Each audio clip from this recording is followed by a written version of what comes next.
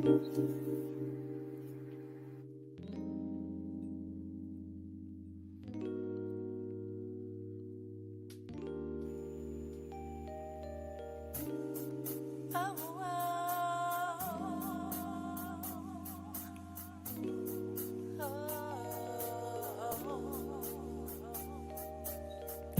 wake up to days where I just don't know what's in store for me when I walk out the door.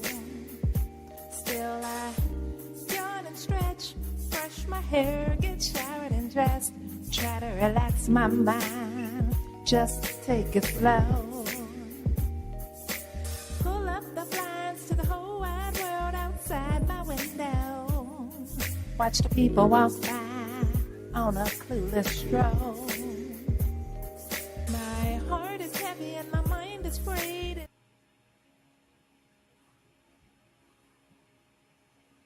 That's a beautiful intro. Thank you. Good afternoon and good morning to everybody that's tuned in live. I'm your host, Diva Ebony B. You are tuned in now to the Glow Up Show. This is our men's mental health healing sessions. I got my beautiful co-host with me today, Miss Angie B. Grand Rising Queen, good morning. Grand Rising Queen, good morning. How you doing? And I also have our amazing guest today, Mr. Vernon Pope Banks. Thank you for being here today. Good morning to both of you and welcome. Thank you for welcoming. Oh, I'm just excited to be here today, you guys. We got some really good, it is November. It is men's mental health. You guys are tuned in live to the Diva Spot Podcast Lounge. Go ahead and relax yourself. If you got your tea or your coffee or your orange juice and ginger ale, I know it is allergy season, so we're praying over that for you today. But I am really excited to be here. Today we're going to be talking about and getting a more clearer view and more tools and food about men's mental health. And we wanted to give the fellas the opportunity for me and Angie to ask questions and just sit back and learn. So I'm just grateful to be here. Now, of course, we couldn't start the podcast or anything else that we do without some spiritual food. Now, we fed our flesh this morning by breakfast and whatnot, but we need to feed our spirit, man. Amen. And that's what the scripture. So let's go ahead and open this up. Today's scripture is Philippians 4:19. Shout out to my husband, Mr. Dwayne Moss, for sending this. And the scripture goes to say, but my God shall supply all your needs according to his riches and glory by Christ Jesus. Amen. Amen. Amen. And thank you to Mr. Moss for choosing such a fitting scripture. And how beautiful is that? Yeah. Indeed. So Angie, what you got going on? We here an episode 2, opening it up, and it's been making good traction, and I'm excited. I'm excited too. I'm really excited about this episode in particular. You know, we started out with doing a glow up show where we could come together and talk about mental health and makeup, which is our favorite thing, but also, you know, being able to share our platform with the men, you know, because they're incorporated into this mental health piece too. And, you know, there's a lot of times where we're speaking for the men, and we wanted to create a space where we weren't doing that, where, as you mentioned earlier with that beautiful intro, where we're listening. So we're just going to dive into some questions and, you know, throw out a couple statistics and just learn from each other and hear what Vernon and as well as, you know, our audience has to say and see what they have to contribute. I am passionate about mental health in general, but also passionate about men's mental health in particular, because there's a lot of problems that we think are relationship problems, but really what it is we need to be healing side by side, but there's more focus on women healing, and there seems to be shame around men healing, and there's a lot of, again, speaking for them. And so this was just a beautiful way for us to be able to invite them into the room with us and let us just sit side by side and heal and learn what mental health is to them. Wow, thank you so much for that. Vernon, for those who don't know who you are and is about to get a great opportunity to learn who you are and what you do, could you go ahead and introduce yourself and give us some background about yourself? Again, good morning, everybody. My name is Vernon Pope Banks. I am, me and Ange have been friends for years, so Ange brought me on. I'm passionate about a lot of different things, but before I get there, for the last 5 years, I have done work with youth and families in the way of social, emotional well-being. I ran workshops for a year and a half and was a program manager for 3.5 years at a program.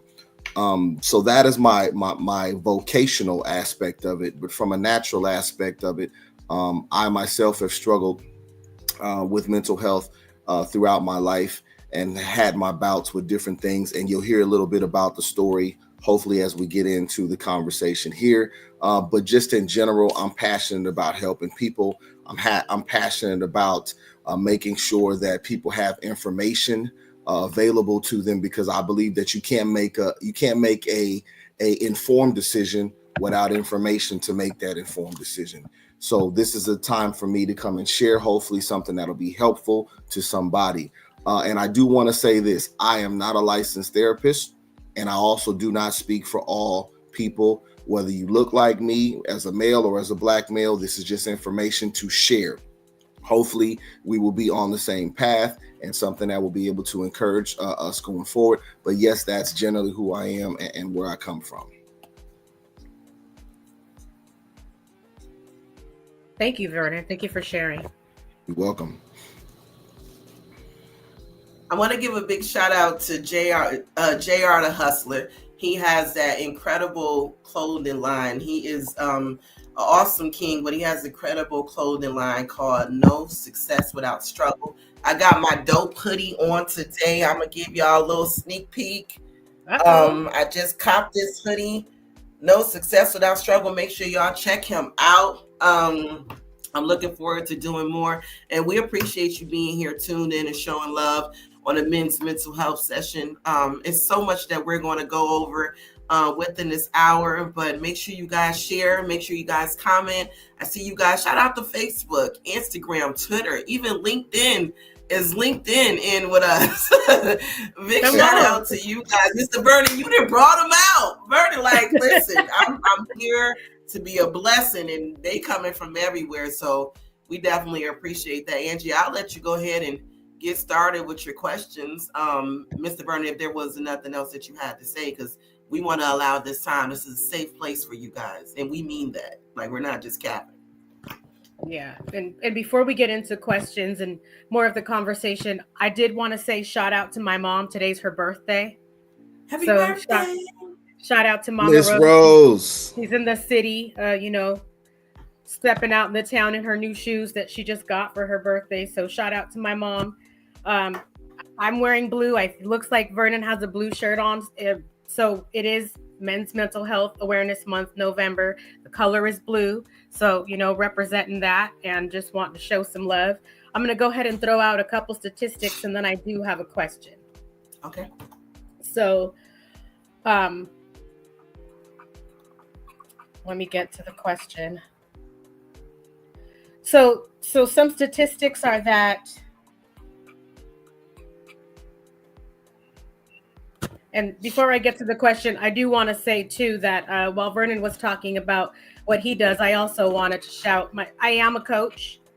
A part of my regular duties, vocational side, I am a coach. I actually run a men's group on every week, where we just talk about different things, traumas, learning about, emotional regulation and all different kinds of things that have to do with just healing and being on the healing journey. One stat I can share with you. So in January of 2023, the Anxiety and Depression Association reported that 1 in 10 men experience depression or anxiety, but less than half will receive treatment. This is mostly due to the stigma around seeking help, and and this is generally for men. There's different statistics for Black men. Men in general are 4 times as likely to die by suicide than women are. And it's more than that when we start breaking down age groups. And when I was doing research for this episode, the younger the population gets, the higher the suicide rate is. So there's a lot going on, and this conversation is needed. The support is needed. And so I just wanted to ask Vernon, one more study. A recent study published in JAMA Psychiatry in 2024 highlighted the growing mental health crisis among Black men, focusing specifically on depression, anxiety, and suicide rates. Again, partly due to the stigma surrounding mental health care. So I wanted to ask him to share what he perceives the stigmas as being around men's mental health and what he's personally experienced. Can you repeat that question one more time? I didn't hear the last part of it. I'm sorry. Yes. So just what do you think, just in your own experience, are the stigmas around men seeking mental health and getting help for, just different mental illnesses? I think in general, and first of all, Ange, I should have said this before we started. And as you spun into the statistics, it hit me a different way. People, I'm very candid and I'm very open about who I am as a person. And I try to be transparent on all levels as much as possible. I'm just going to say this so that we can open up and have a real conversation. As Ange was sharing about the statistics of men and mental health and suicide, I thought about my own self. Myself, I've had suicide attempts at 11, 19, and 26 years of ages. And I thought back as she was saying those things to those different incidents, as she was speaking. And I thought to myself, where was I at each one of those steps? And what was the congruent factor for why I even made those attempts? Feeling like nobody really saw me for me and nobody cared. So to spin into the question that she's mentioning here, it's a societal stigma. Society does not, if you will, preach the aspect of men's mental health as they have in the last, I'm going to say 10 to 15 years. When I was growing up, it was a non-existent factor for the most part, especially in the Black community, especially in the Latino community. Any community of color, they really did not share that information because a lot of times, in my personal opinion, that accessed information did not belong to our population because we could not afford those particular resources. So if you can't afford something, you almost don't hear about it. It's almost like how do you say it? A Rolls Royce. When do you ever hear a commercial about a Rolls Royce? Never. Why? Because you got to qualify. You have to have the right money. You have to have the right status to be able to even get into a showroom to see a Rolls Royce. So in the same instance, when you deal with mental health, say 10, 15, 20 years ago, or 25 years ago, that was something that wasn't always heard about in our communities. So we weren't talking about it. So going into the question a little deeper, societal stigma is a big, huge part of this, right? They tell you as a man, especially in our communities, man up, be strong, don't cry. Emotions are for cowards. That don't work, man. We got to saddle up and ride. And let me say this. I was having a conversation with a friend about this last night. I understand the premise for which that comes from because Black people, we come from a lot. We come from years of slavery. We come from being brought over on the Mayflower and all those different things that have helped to build a resilient and sound people. But listen, let me tell you, as time has gone further, we have to understand that times have changed and that it calls for a new means. That doesn't mean we're not strong just because you cried. Life Jennings had a song called We Cried. And the first time I heard that song, I cried because I thought about it. He was talking about himself, but he was talking about himself as a man. And he was saying, even though I'm a man, we cry. Listen, if God didn't want you to have the emotions, you wouldn't need to use them. They're for a cleansing purpose. I'm not saying walk around with your feelings on your sleeves, but get this, it is for a purpose. And sometimes it's a release. And when you're a Black man in this society, you're going through a lot of pressure. Absolutely. You're going through a lot of pressure outside your house, and sometimes inside your house. So you need a release.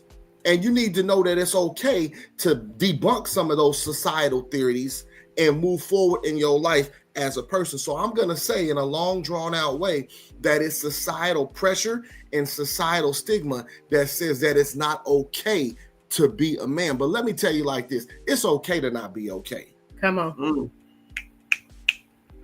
Say that. Thank you, Brennan. You're welcome. I did want to share one thought I had about something you said, because I was actually thinking about this last night. You know, one of the biggest and one of the thoughts that I hear echoed a lot, not just in my men's group, but from, men like you that I'm friends with and just people that I engage with just on a regular basis, is that men are taught to suppress their emotions. Most of us, at least back when, you and I were kids, that's what was happening. And echoing what you said about, there's all kinds of other things, there's all kinds of other elements to unpack with that. Right now, we're just talking about the social emotional aspect of that. And what I want to share is, when you suppress them, when you're taught to suppress emotions, you're essentially taught that that emotions are not available to you, at least not ones outside of aggression or dominance or any of those things that supposedly make you a man by societal standards. But here's the thought that I wanted to share behind what you were saying. Anybody who is born with a nervous system, and so far I've not read a study or seen any news where someone's been born without a nervous system. If you have a nervous system, you express and experience emotions. It's not related to gender. Everybody has a nervous system, so everybody experiences that. And I just want to share a quick story. So there's this really wonderful book that I read by this guy named Jason Wilson, and he does a lot of this work that we're talking about. Have you heard of him before? Yes. So he wrote a book called Battle Cry. And one of the stories that he shared was that when he was a little boy, and this goes back to suppressing emotions and the things that Vernon was sharing. When he was a little boy, he had a dog, and some neighbor boys took his dog. I can't remember if they unalived the dog or not, but he didn't get the dog back. Because he felt powerless and bullied, he grew up and he learned to suppress emotions. He learned to be a bully to protect himself. That is what society teaches little boys to do. But then they grow up and now they are villainized for being the problem. But the problem is that we're teaching conflicting information to boys. We want you to have these what are considered negative behaviors, but now we're going to punish you for having them. And we're not going to teach you how to access, your emotions or deal with things like that. And so suppression is avoidance. And so you're taught to just get over it or keep it pushing, which are all ways to say, avoid what you're feeling, don't go within, and then go move on with your life. And then the other aspect of that too, as I've gotten deeper into this work, is that they're taught this. And then when they become grown men, they're expected to know how to nurture their wives or comfort their children. Well, if those things aren't available, if those emotions aren't available to you and you don't know how to regulate, you've never been taught to regulate your own emotions, how can you pick up on the cues of other people? Yes, we have apps and things like that you can go to and learn those things now, but I'm still talking about just learning that those things are okay for you. Like you were saying, it's okay to cry. Where do you learn that, and how do you learn? And what started you on your journey too is what I was really wanting to ask you. Well, first of all, to address the first portion of that, where do you learn to cry? Right. In this society, you almost don't. And a lot of times it's unfortunate that we come to sad ends before that's even an opportunity. Funerals, most of us, because we didn't seen so many deaths in our communities, that's usually the place that if anybody gonna cry, they gonna cry there. If you're a male. And it's unfortunate that that is the only quote unquote safe haven that's even readily available by knowledge to us. But I think where you learn to cry is in the tough times where you're willing to be vulnerable. That's where it kicks off. We're afraid of vulnerability in our community, right? Because none of us want to be seen as weak. We don't want to be seen as the outcast. We don't want to be seen as different. But listen, be it that you are who you are, you were born to be different. This is not ethnocentrism, but as a black man, you were born to be different. And understand that your power as a king in that regard gives you that privilege and that authority to be different. And because you're different, and the whole world is looking at you. The whole world looking at me, Busta Rhymes said. They are. They're looking at you to see what you do well and to see what you do wrong. The moment you do wrong, they pouncing on you. And that's that societal pressure. But the moment you do well, they want to tag on and do what you do because they're looking for that strength in this society. So if there's no vulnerability and no willingness to cleanse oneself and to come to realization that these emotions are all right, so I can be healthy to be the leader I'm supposed to be, where do you learn to cry? It's got to be in a moment of vulnerability. So that's the first thing. What started me on my healing journey, like I said earlier, is the fact that I struggled with some things in my life as a kid. Not having his parents, being raised by my grandmother and later my foster mom, and dad came along to give me support. I struggle with a lot of emotions and things that I had the privilege of actually playing sports and being involved in different sport community activities that kind of helped me channel some of that energy. So that is one aspect of kind of what started me or where I was to have started. But even doing those activities, I struggled with my emotions. I had internal anger. What does that mean, Vern? Some people have anger where you punching walls and you visibly can see that they fuming hot Cheetos. I was a person that was quietly angry. That's the one you want to watch out for, because you don't know what's going on beneath the surface. It's like an iceberg. Now, wherein I wasn't a fighter, I didn't do a whole lot of arguing. I had a lot of suppression on the inside. So here I am as a teenager grappling with all of these different issues, but nobody knew it. So that's how I got to Suicide 1 at 11. I was a fairly good football star in high school. So everybody saw me as a good kid, went to school, didn't bother nobody, played sports. But what they did not know is I was struggling wanting to live because I didn't feel like I belong in this society. They didn't see that I was struggling with so many emotions. Now, my grandmother, she'd check in on me. What's wrong? What's wrong? How are you? But I'd never felt safe enough to really open up. So what I would do is I go in my room and I would just write. I would write. Now, mind you, I was not a good student. I left high school functionally illiterate.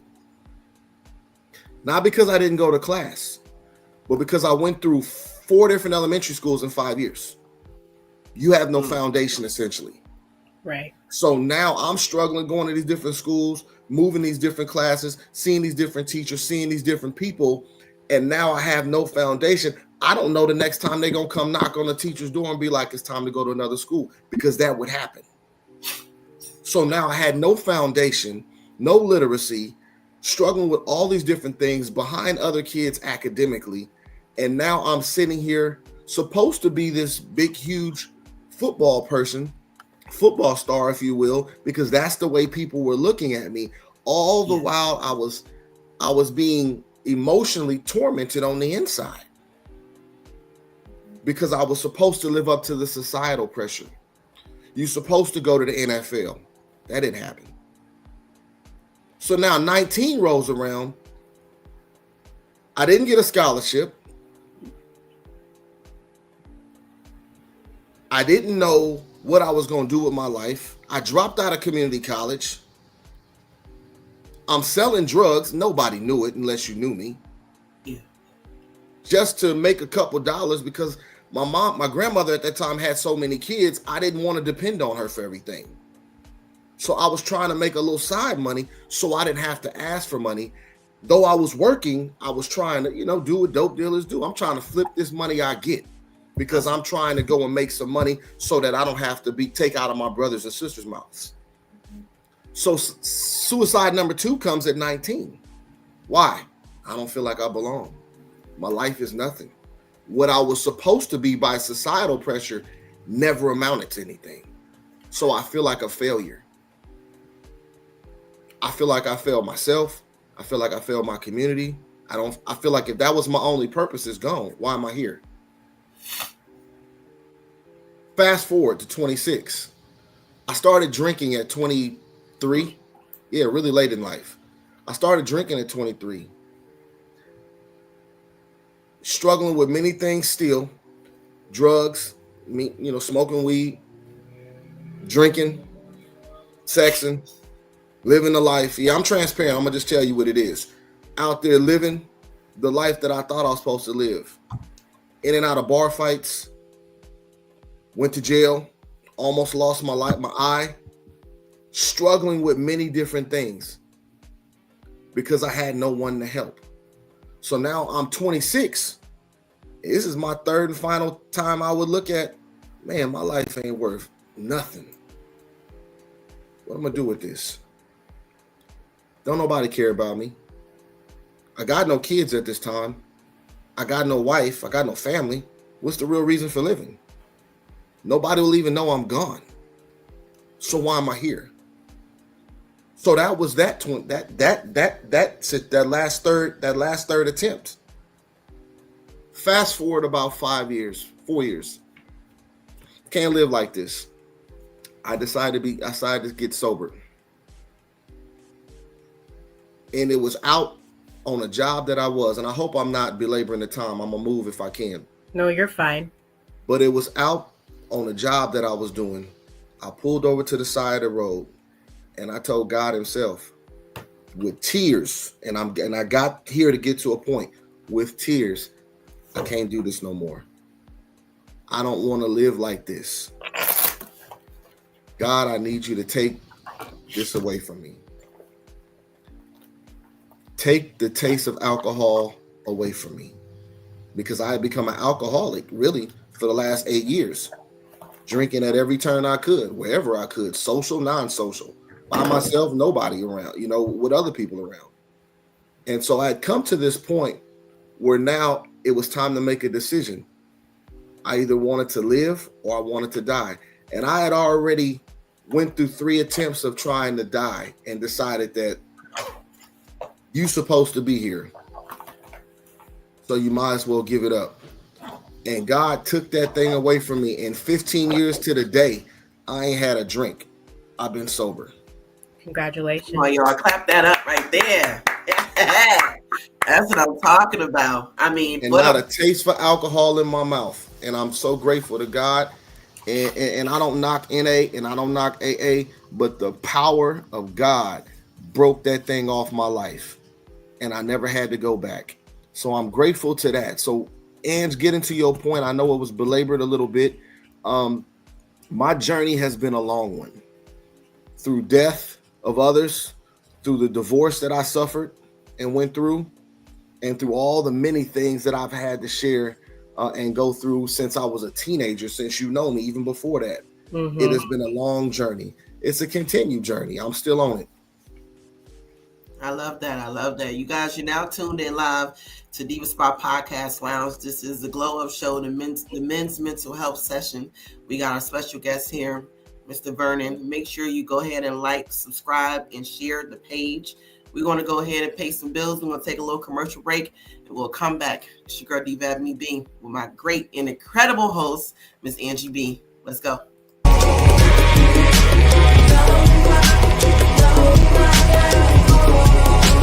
Young, black, and gold, young, black, and free, young, black, and proud, young, black is me, young, black, and gifted, young, black, and gold, young, black, and powerful, so the story's told. Young, black, and gold, young, black, and gold, young, black, and gold, black and gold is we, black is beautiful, gold is what they want, gold is what we are. African diaspora, the history start with us. Distant relatives afar, deep Nesha, maybe audit. Young, black, and gold. Young, black, and gold. Young, black, and gold. We come from royalty. We are some kings and queens. Don't let them teach you other knowledge roots the tree. No need to hate each other. Let's find some unity. Let's organize for wealth, build our community. Young, black, and gold. Young, black, and gold. Young, black, and gold. I had to keep it framed.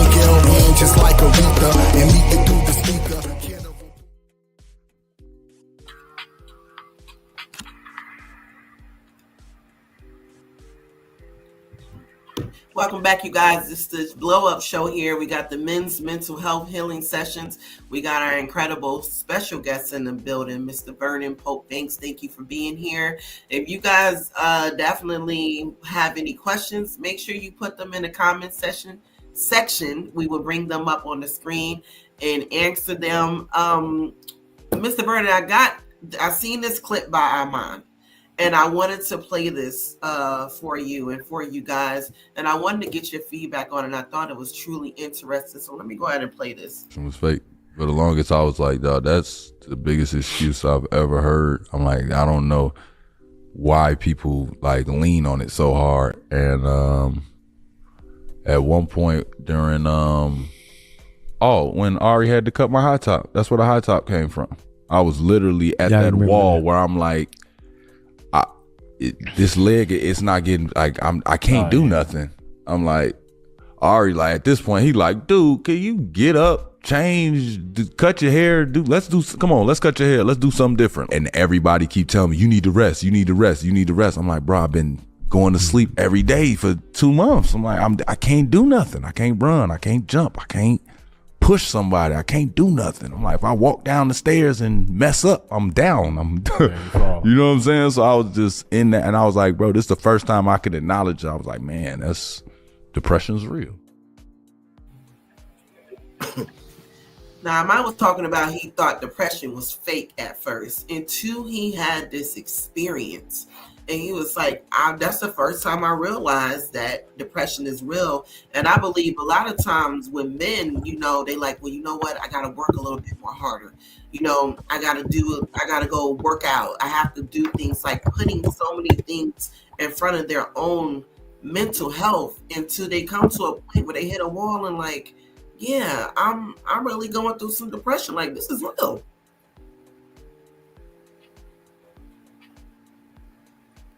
So I thought that was, and I've seen my own family members, my own husband do it. And I guess my question for you is, what are some ways family and friends and partners can better support men in their mental health journey, especially during difficult times? Because we don't know. We think we know. Ladies, we be thinking we be knowing. I swear I thought I knew what to do. And I tried to do everything. And it gets very frustrating for us. We're emotional. We get overwhelmed. So when I was trying to help my family member and nothing was working, I started to take it personally. Like, am I pushing them too hard? Is it me? Am I doing too much? But what are some ways that we can help you guys during difficult times? Because a lot of y'all just going to be like, I'm all right, I'm good. Mm-hmm. And we know you're not good. You're half dead. We see you. Well, I think it depends on how close you are to the person. Okay. But I think in general, and I got 3 things that came to my mind as you guys shared this question with me. Number 1 is encourage. Open, real conversation. This is the start of being real and vulnerable, open and honest with us. So the first thing we have to understand is, are we being open with ourselves? Do we really want to help that person? Sometimes we're not helping them by talking. Like I said, I got 7 sisters. They don't always help. I love them. They don't always help. But there are some of my sisters that they know my personality enough to know, let him be for a minute, I'll come back to him. But you have to know your people that you are encouraging, right? So if you married, you know your husband. So you kind of know his tendencies and you know now what works and what doesn't work. So you want to encourage him with the things that you know will work for him, right? If you don't know the person, sometimes I think everybody can use a good word of encouragement, no matter if you know them or not, right? Yeah. So be encouraging. Create an open space that's going to work for those individuals. Next thing is normalize seeking help. We have to normalize seeking help. Making mental health services more accessible and affordable in our communities is a general, it's for the macro picture. Yeah. But in a specific situation, normalize saying it's okay to not be okay. What you hear over a period of time is what you often believe. You got to understand, in our communities, we're not used to hearing this. Yeah. Our message has been, be tough, be strong, don't cry, knuckle up, make it do what it do, whatever it is. We ain't got time. Don't be no punk. So when you hearing this all your life, this is what your mind is geared to. So now we have to start retooling the mind to really and rewiring the mind, for that matter, to believe that it's okay to seek help. So normalize seeking help. Promoting health coping mechanisms. And this one is key. Exercise hobbies are some of the top, right? That's what we know. But I want to share a few different modalities that have worked for me. Come on. Mindfulness. This is the skill that can help us overcome habitual negative judgment about self and others, right? So this is, commonly known as meditating, or learning how to think positive.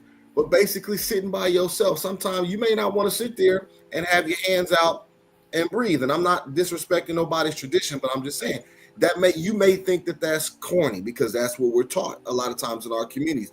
Oh man, that ain't working for nobody. But let me tell you, if you sit there and you breathe and do three sets of 30-second breaths of breaths, you can become a whole different person and centered in that particular aspect. So mindfulness is important. There's another skill called distress tolerance. This is a skill that can help us cope with painful events. How many of us suffer from painful events, right? My homie just got shot and died. Mom dead. Mom in the hospital, right? So this is what can help us cope with painful events, by building up the resiliency and giving us ways to manage these crazy and sometimes just out of whack situations that we don't know how to deal with. We need ways to deal with stuff. Drinking, smoking, sexing, gambling. Don't get me wrong. I'm not knocking what nobody do. Yeah. But I'm saying some of these things that have caused us, and I'll put myself in there, destructive ways and behaviors, they need to be managed in a way that is healthy. It's almost like choosing to eat healthy or not. What you put in is what you're going to get out. So if you're putting in healthy stuff, you stand at some point over a period of time to get a healthy result. And the converse is also true. And this is unfortunately where many of our communities have lied. We've done so much negativity and destructive things to ourselves. We've reaped the benefits, and I do say benefits loosely. We've reaped the benefits of not getting healthy lifestyles. So if we want a healthy mindset, and we want to make sure that we're doing things that are in the right way in that regard, we want to start cultivating a healthier mindset. Distress tolerance can help us manage those events. Emotional regulation. This is where we learn to modulate our feelings without being in a reactive and destructive manner. Wow. How many of us could have used this growing up instead of breaking the Tonka truck? You running around with your sister's Barbie tearing off her arms because you're mad at her. There's ways to deal with that. I did want to say this. It take a whole bunch of anger to break a Tonka truck. Do you know how mad and how upset? And I'm an 80s baby. I done threw Tonka trucks. My brother had a Tonka trucks in his racetrack. I threw it off the roof. We did so much things to each other as kids, but do you know how much pent up anger and frustration and untamed or unreleased emotions it takes to break a Tonka truck? And I do want to add this little tidbit or pin now with our children. Our children have a lot of energy and estrogen built up in them. They need to be able to release. Taking recess away was crazy. All the playgrounds, you barely see playgrounds in the schools now. But now they're constantly saying that children are having behaviors. They're having behaviors because they don't have an outlet to go outside and yell, do cartwheels, get musty, and act crazy. They need that. So I just wanted to put that little tidbit in, is to go outside with your kids. Let them have an outlet. We had home ec, we had workshop, we had art, we had paint, we had music, we had cheer, we had all types of things to help us to release this. But now, you know, the kids are having more behaviors because they're capping their time. So please advocate for them. Indeed, indeed. By the way, Eb, I do know what it take to break a Tonka truck. I got a brother that has gorilla strength. He the one that broke the Tonka truck. It wasn't me. Oh. Uh-oh. He broke the Tonka truck. I'm not gonna. He know he is if he watching. I'm not gonna put him out on blast. But yeah, he got so mad.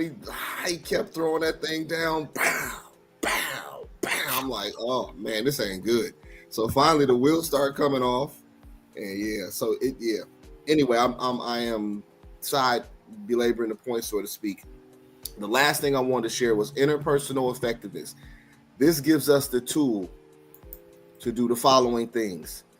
First of all, be able to express our beliefs with that individual or situation. Yes. Express our needs, set limits and boundaries with situations and people, and negotiate solutions to the problems. And you can do all of this without compromising your relationship.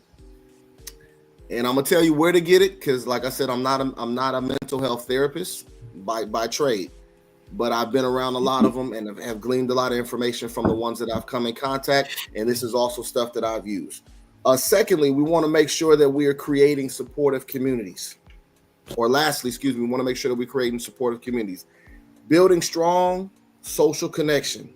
This can come through support groups, and this can come through just basically having friends and family support groups, if you will, to be able to support those ideas. Now, let me say this. Some of us, and I had a relative a while back go, and that individual was telling me, you know, I want to be positive, but I got nothing but negative people around me. It's a complex situation. And I told that individual, I said, here's the thing about that. If you can't rely on nobody, you can rely on yourself. So sometimes you got to walk alone, talk alone, and do your own thing until you gather a tribe or attract a tribe, if you will, that is going to be able to bring that into your life. Too many of us are afraid to stand on our own. Don't get me wrong, no man is an island, or woman, for that matter, is an island to themselves. So we do need a certain amount of connection with humans. But here is where the rubber meets the road. Sometimes it's us working on us so we can get the right us to come into our circles. You can't be afraid to stand on your own, especially when you're around a bunch of negative people, because I'd much rather be by myself than be around a bunch of people that don't mean me well. I seen a quote the other day. They are your friend in the flesh, but your enemy in the spirit. I said, yeah, my nose turned a little bit. I said, oh, which can explain why sometimes we attract people, be jealous. They don't want to see you thrive. Get away from those people. Be by yourself. I was in COVID by myself. I was going through a divorce. I had begun to live on my own. And for a good 2 years, I spent a lot of time going to therapy and working on myself. And through that whirlwind of a time came a lot of great things. I started a band that I was in for a short while. I started writing a book. I was learning different languages, trying to at least. I was doing my own activities. Look, I'm in my house doing salsa, trying to learn how to do different activities, right? On my own. I love that. And about a year later, I enrolled in a master's degree program, which I would eventually finish last October. Congratulations. Don't tell me, thank you. Don't tell me by yourself can't work. And what happened from that? I started attracting different people. Now you have the ability to discern who should and who shouldn't be. And you can say, yep, nope, yep, nope, yep, nope. Because why? You are now in a place where you value yourself and you value your own space. Listen, we can't love others if we don't love ourselves. That's it.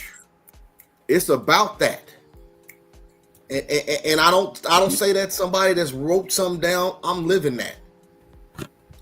I'm living loving myself and loving to love myself. Learning and loving myself. So I hope that answered your questions. It did. Thank you so much that was a wealth of information. We just need to sit with it for a minute. I did want to go back to two thoughts I had about the whole thing that you were saying while you were in, and that's kind of where we actually started, talking about your journey, was when we were talking about how you spent COVID, because everybody spent, the lockdown in different ways. And so you learning to be by yourself, but then going to therapy is where you learn to co-regulate, right? And be with others and express yourself, and go into some of the tools that you were sharing about, being able to express your beliefs and things like that. Human beings are wired for connection. It's how we've survived for centuries, right? It's how we've survived for centuries. So I'm glad that you shared that, and someone that looks like you, and that's a man, and who is also on this journey, is showing people what the results of doing the work looks like. A lot of people don't do it because it can be hard or intimidating, but you're living proof in the flesh that, like you said, what you get out of it, what you put into it. So I want to congratulate you on your journey, and I know it's a lifelong one, and it's really a lifestyle, right? It's like when people go on diets versus changing eating habits for a lifestyle. Like, healing is a lifestyle, and you have to seek it out every day, like you seek God out every day, or seek out ways to be healthy every day. Like, it's not something you do for a period of time. It might look different because you use different modalities. So thank you for sharing that. One of the tools that you talked about, and I'm proud of you. I just want to say that. And every man that's on this podcast watching, or just in general, around me, that's doing the work, and even during the struggle, sitting with the discomfort, I am very proud of you, Vernon, and I am proud of all of the men doing the work. So keep it up. And, so I'm in support of that. The second thought I wanted to share was when you talked about learning to regulate your emotions. And so a concept that I wanted to introduce real quick that I think will lend to that is, first of all, we have to realize that when we're talking about men's mental health, the word equity comes up for me, right? Equity, making sure that men have what they need to do the healing, right? And not just having the same tools as the women. Because one of the things that I've learned, especially in hosting the group every week, is that men are at a different starting place, because they've learned to, have received all these messages about suppressing emotions. So here is a concept that I want to introduce to you. I have to recap a little bit about, what does regulating your emotions means? It really just means that you're managing what comes up for you. So one of the things that I teach is that we have feelings, we have anger, we have sadness, we have all of these things. But before you have a feeling, it starts out as a body sensation, which is where your nervous system comes in. Your nervous system's whole job is to protect you. And what do I mean by your nervous system? You have a fight or flight response. You have a freeze response. You have a flight response. When you're taught to suppress that as a little boy, you're taught to disconnect from your nervous system. So you're in a totally different space than women are, because we're all about our emotions and being expressive and talking and doing all these things. Well, when you're coming up in society as a man and you're going back to those societal pressures, you don't know that you have access to that. It's not safe to have access for that. And then throw in, if you're a black or a brown man or a poor man, you don't have access to that, right? Or at least you're not taught that you have access to that. And so when I was learning about the nervous system, and so the way that you perceive the world and the way that you perceive threats and interact and respond to the world, that is all through your nervous system. And so there's a point in your nervous system at which these feelings that you're suppressing start to manifest, right? So they come up as sicknesses, they come up as PTSD, anxiety, depression, you have back problems, you have chronic stress, all these different things, right? Because those are physical manifestations of the trauma that is and your life experiences that are trapped in your body. So we're talking about, even when you grow up, we're talking about police brutality. We're talking about witnessing violence. We're talking about people dying, and you're talking about crying at funerals and things like that, right? So those things all happen when your nervous system is in a specific state. And so when I'm talking about behaviors that are considered toxic masculine behaviors, first of all, any gender can be toxic. This is not a gender assigned thing. Any human being can be toxic. But when we're talking about behaviors that are considered toxic for men to be expressing, here's what I want to share with you about how your nervous system, right, and toxic masculine behavior, you see my air quotes, these are actually trauma responses. And I'm just going to share 3 of them with you. So the first one is suppression. We talked about that's the avoidance to being vulnerable. Well, you need to be able to connect to being vulnerable to learn how to express yourself and regulate your emotions. So your suppression is toxic, but it doesn't make you toxic as a man. It's society that is toxic to you in telling you that you don't have access to that emotion, right? The other thing is, and that's the thing, and being aggressive and dominant. Sometimes, I'm not talking about people that are being abusive. I'm talking about people that are having the experience that you shared having as a child.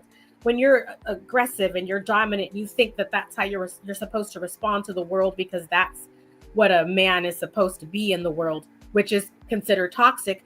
That's a fight or flight response. And when you're constantly in that state, then your nervous system, you can't perceive threats correctly and everything is a threat. So you have to learn that these behaviors that you're actually expressing and experiencing are trauma responses, but they're framed for boys as toxic behavior. We need to reframe that and start talking about it in ways so that it can actually be dealt with. And that's the difference when I'm talking about equity for men with men in the mental health space versus women having mental health. You know, when men want to seek out mental health, there is a lot of stigma. There's a lot of shame. There's a lot of it makes you weak, but women are celebrated for seeking help. We got to change that. And so I just wanted to introduce that concept of looking deeper and digging deeper into these toxic masculine behaviors and seeing what is that stemming from, because I guarantee you there's an underlying trauma response and there's a way that affects your nervous system. And that's when you're talking about breaking Tonka trucks or carrying all of that on the inside with you as you're going during these, each of these stages of your childhood where you've had attempts or places where you just were overwhelmed and needed a way to escape. And suicide was a logical thought to escape, because when you're in fight or flight, the rational and logical parts of your brain, they hijack your brain. So we have to start talking. We have to start conversing about it this way and addressing it from this frame of reference and trying to understand better where men are coming from. That man in the book, Jason, didn't become a bully because he wanted to be a bully. That was his way to protect himself, because at that point, fight or flight kicked in, and that's all he knew was fight or flight. So I just wanted to introduce that concept and really get your feedback on it too. Thank you, Angie. Thank you. I know it's a lot. No, you said a lot. You did. You said a lot of good things, though, Ange. And I sat there and I listened, and I thought about a lot of different things. And I just want to say this to our young men, to our men, but also to our young men. Understand this: you are valued for who you are, no matter who you are. Understand that the power, like I said earlier, the power to love ourselves is a great gift that I think we often undermine. This is how we end up in these places where we don't necessarily, or we're finding ourselves needing to access mental health resources. So, dads, don't be afraid to love your kids, because you didn't get the love that you were supposed to get. This is the time to give your kids the love that they supposed to get, and you can also give yourself the love in return. Listen, man, my father wasn't around. My mother, she was around. You know, she would come and go, you know, when she could. She was, you know, they lived different lifestyles at that time. My grandmother raised me. So I really did not have consistent love from my parents around to do that. So I had to learn through my own 9-year-old. She's 9 now. And I had to learn. And she's taught me the greatest way to love, unconditionally and without a shield. And because of who she is, I've learned to love and I've learned to open up. And it's been an eye-opening experience because my daughter will love me at the most seemingly awkward times. And in the awkward ways, out in the community, she'll just run to me, big old bear hug, and I'm not even expecting it. Not that I don't welcome it, I'm just not expecting it. But I thought to myself one day when she did that, you know what? That is the rawest form of love that you could ever receive, but it's the truest. Because why? It's no pretense behind it. It's a kid emotionally showing you who they are without a reserve. Yes. So parents, especially to my men folk, this is the time, especially with the way our community is, our world is going right now. Grab your kids, hold them close, love them unconditionally, because tomorrow ain't promised. And you want to leave the legacy. You know, I was at a funeral one time. I tell this story a lot. I was at a funeral one time as a young man for a young person, believe it or not.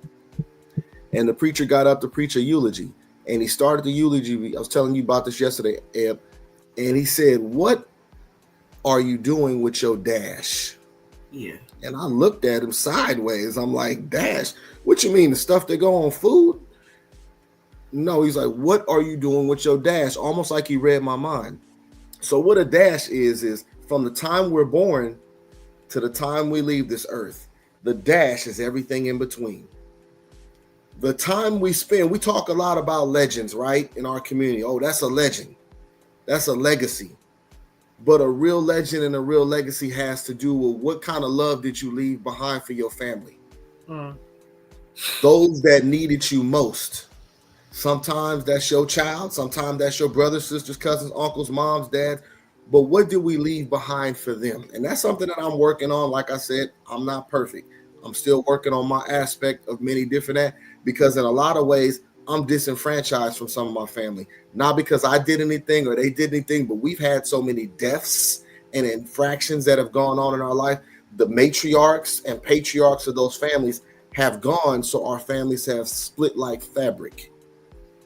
And so now, needing to reconnect that, I'm trying to do that through my own child because that is my first responsibility. So getting back to the major point, men folk, love those you are connected with. Understand your role as a man is not certain. It's not simply to pay bills. Come on. Yep. That is a part of it. But it's not simply to pay bills. It's not simply to be the protector. It's not simply to be the guider. It's to be all in one, but to provide that in an emotionally balanced, safe, and meek way. This is something that we haven't been taught in our communities because we've been taught to grind and shine all the while we live in a dull life from the inside out, dying because we're trying to pay bills. Don't get me wrong, it's expensive in this society. I get it.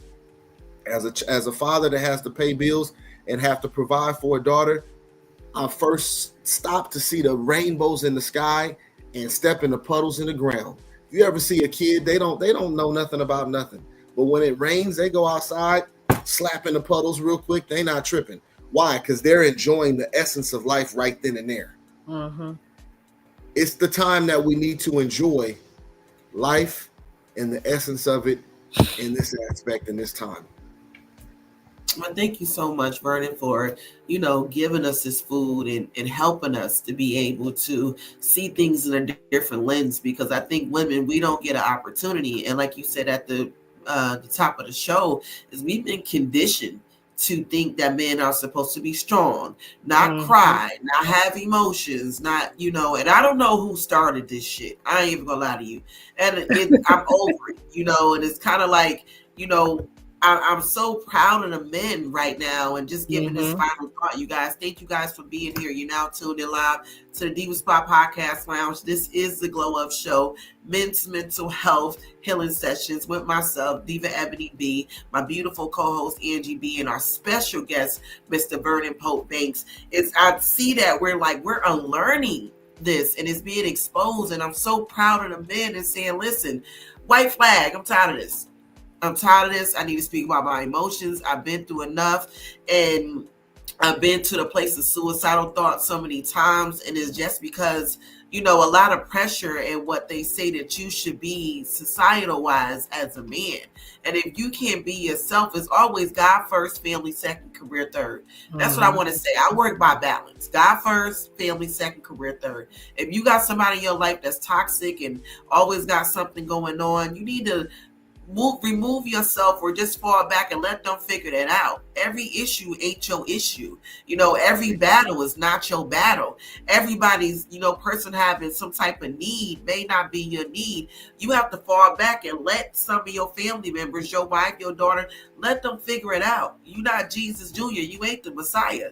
And I had to say that, you know, I had to say that to myself. This ain't for me, and it doesn't make you rude. It doesn't make you mean, but they're going to have to figure some things out. So I just wanted to give that final thought. Angie, I'm going to throw it to you for your final thought, and then we will give the final thought to our special guest, Mr. Vernon Pope Banks, for being here. Thank you so much, Angie. Thank you. My final thoughts are that we've got to do a better job of including men in these conversations. And they are, you know, there is more awareness coming out. And as we keep having these conversations with each other and encouraging each other and encouraging, you know, men to go ahead and seek mental health and health help, and, you know, keep engaging with men like Vernon and the men in our lives and the men we encounter in passing. It's so easy to make judgments about what something means, you know, and 80% of human behavior is subconscious. So a man isn't necessarily doing something against somebody else. Vernon just got done explaining how he's having his own life experiences. And when you personalize, you know, somebody's reaction to you versus being curious, we got to get curious. We have to be more curious and ask questions. So that's my final thought. And also, once again, thank you to Vernon for coming on and being willing to share and be vulnerable and drop some nutrients on us this morning.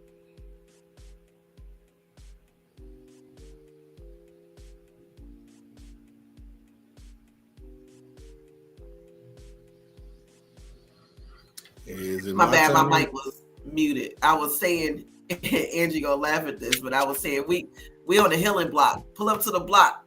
We got it for you right here. We on the healing block. Like, we out here hustling at home. You gonna spin any block, spin the healing block. Spin the healing block. Come on the block. We got it for you. We got it for you. Bernie, come on in and give us that final thought, because we ain't gonna hustle you. We got the goods. You know, you pass me by, you won't get high. But in this instance, you pass me by, you won't heal. That's hilarious. The healing block. I love it. First of all, thank you for having me on the show. It has truly been an honor to come and share and hopefully encourage somebody. Like I said, I don't have all the tools. I definitely don't have all the answers, and I'm definitely not perfect. But I am grateful just that I had this opportunity to come and share, and I hope that it does help somebody. My final thought is this: time is now. If not now, then when? Right? You on this journey?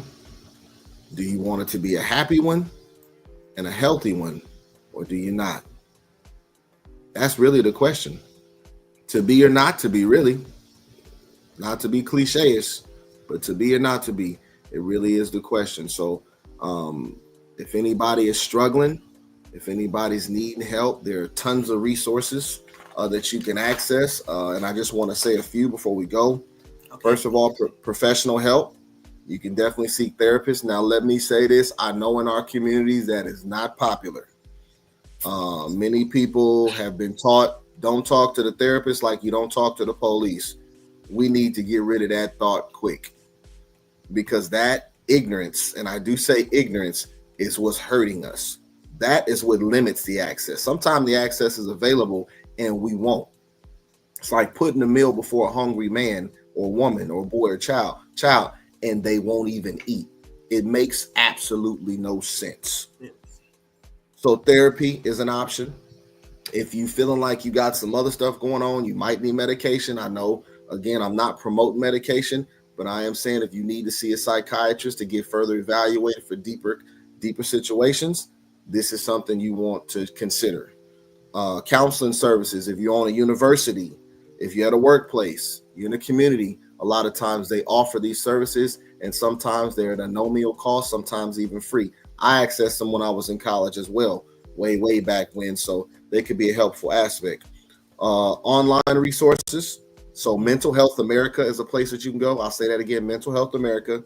NAMI, National Alliance on Mental Illness. They offer support groups, educational material. They're one.